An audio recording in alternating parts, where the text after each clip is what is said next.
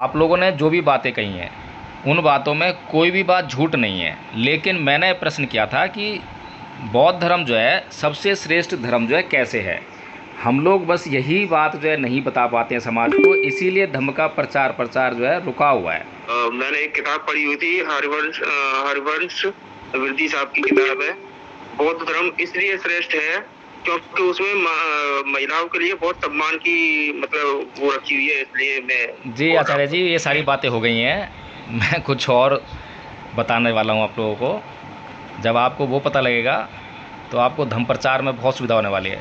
जब हम बौद्ध धर्म श्रेष्ठ धर्म है, सबसे श्रेष्ठ है, सबसे उन्नत है, तो इसको अगर हम जानने के लिए सीधा अगर भगवान बुद्ध के ही ऊपर जाएं कि भगवान बुद्ध जो हैं दुनिया के जितने भी धर्मों के संस्थापक हैं, ईश्वर हैं, अल्लाह हैं, उनसे श्रेष्ठ कैसे हैं, तो भगवान बुद्ध को जब हम नमन करते हैं तो उसमें ही आता है नमो तस्स भगवतो अरहतो सम्मा सम्बुद्धस्स, यानी कि जिसने अपने चित्त कलेशों का अंत कर दिया, अपनी समस्त इंद्रियों पर पूरी तरह नियंत्रण स्थापित कर लिया और सभी प्रकार के दुखों से मुक्त हो गया।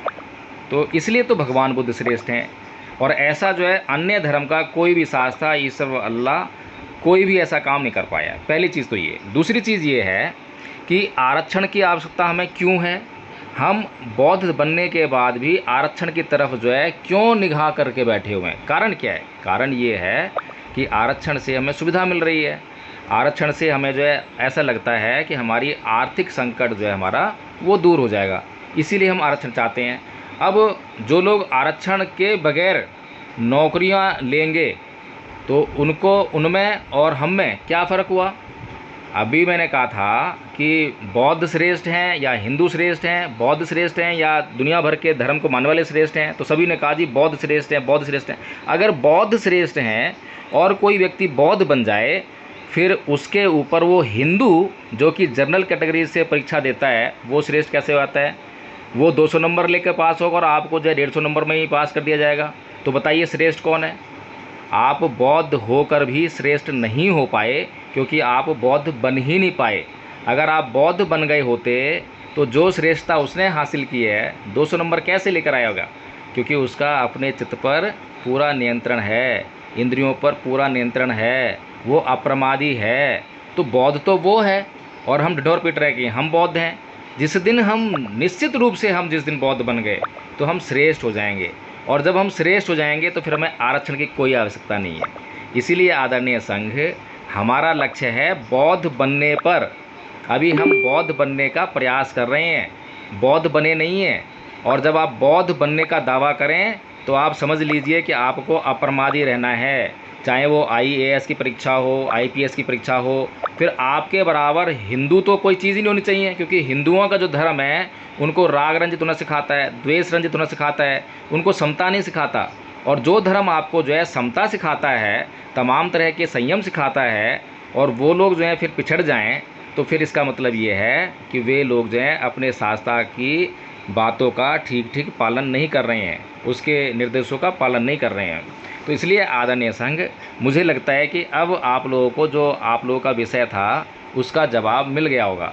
यदि अब भी कोई संशय है तो बताएं, फिर मैं उसको और अच्छी तरह से क्लियर करूं, क्योंकि मैं चाहता हूं कि समस्या को पहले हम अच्छी तरह समझें कि समस्या क्या है।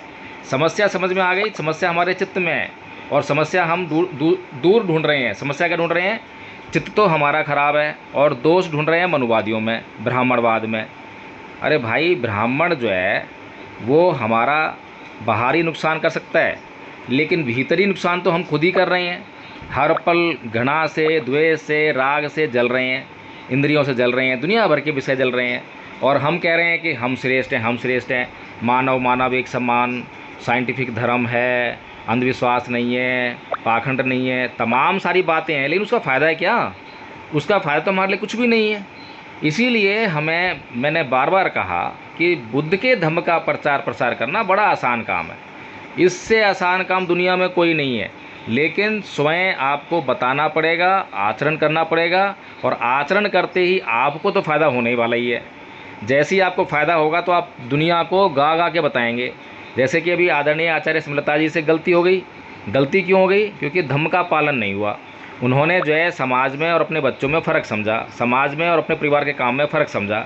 अगर वे समाज के काम को भी उतनी तवज्जो देती, उतनी रिस्पॉन्सिबिलिटी देती जितनी रिस्पॉन्सिबिलिटी अपने परिवार को देती हैं, परिवार के काम को देती हैं, तो उनसे ये गलती नहीं होती। तो इन्हीं बातों में जो है मैं ये समझता हूँ कि समस्त मार्गदर्शन आप लोगों का हो गया होगा। इसीलिए अभी आपको वहाँ पर जो है कॉलम में अगर, क्योंकि अभी फ़िलहाल तो आपकी आर्थिक स्थिति सही नहीं है, आपको जो व्यवसाय चलना है, अभी तो आपके चित्त की स्थिति भी सही नहीं है, उसमें सुधार होने में टाइम लगेगा। तो तब तक क्या करें, नकली बौद्ध बन के और जो हमारे पास जो सहूलियत आ रही है उसको भी छोड़ दें। नकली बन के और उसको असली चीज़ को छोड़ देने में तो मूर्खता होगी। तो फ़िलहाल आपको जो भी सुविधा मिल रही है उसको लें, हासिल करें।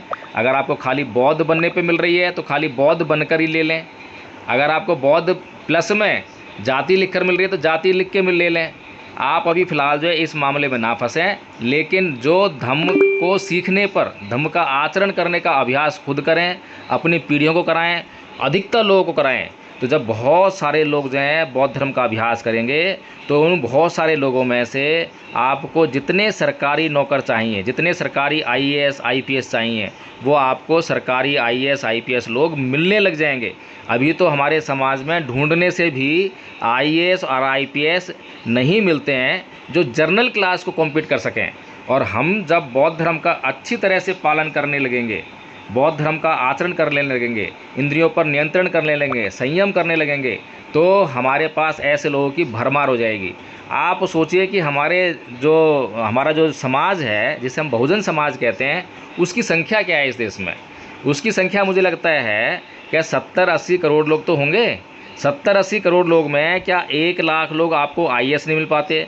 क्या 1 लाख लोग आपको आईपीएस नहीं मिल पाते? 1 लाख डॉक्टर नहीं मिल पाते? 1 लाख वकील जज नहीं मिल पाते? मिल जाते हैं, आसानी से मिल सकते हैं।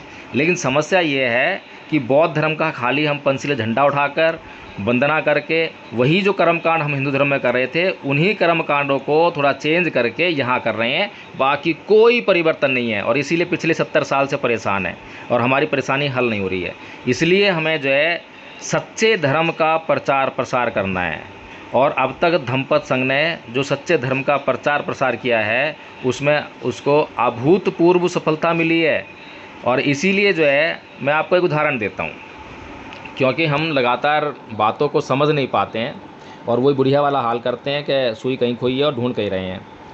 अभी मैंने एक वीडियो देखा विनय आचार्य भंते का, वो भाषण दे रहे हैं और भाषण में क्या कह रहे हैं कि हम अपनी जान देकर भी अपनी बौद्ध विरासतों की रक्षा करेंगे।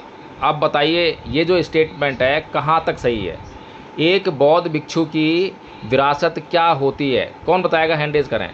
एक बौद्ध भिक्षु की जो बौद्ध विरासत है वो क्या होती है? क्योंकि हमें असली और नकली के बारे में पता नहीं है, इसलिए हमें नकली बहुत जल्दी प्रभावित करता है और हम नकली के पीछे भागने का काम करते हैं। जी आदरणीय आचार्य अरुण जी, आप बताएं।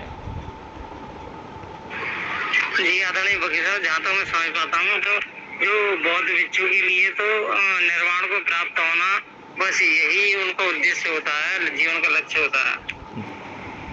जी आदरणीय धम्मपद आईडी से आचार्य जी आप बताएं।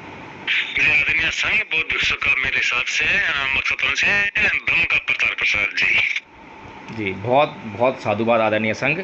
तो एक बौद्ध भिक्षु के लिए बौद्ध विरासत क्या है, अगर इसको हम थोड़ा सा अगर हम ध्यान से भगवान बुद्ध और उनका धम्म जिसने ध्यान से पढ़ा है तो उसमें आपका ध्यान जाना चाहिए कि जब भगवान बुद्ध से उनका पूर्व पुत्र राहुल जब उनका उत्तराधिकार मांगता है तो भगवान बुद्ध उससे क्या कहते हैं?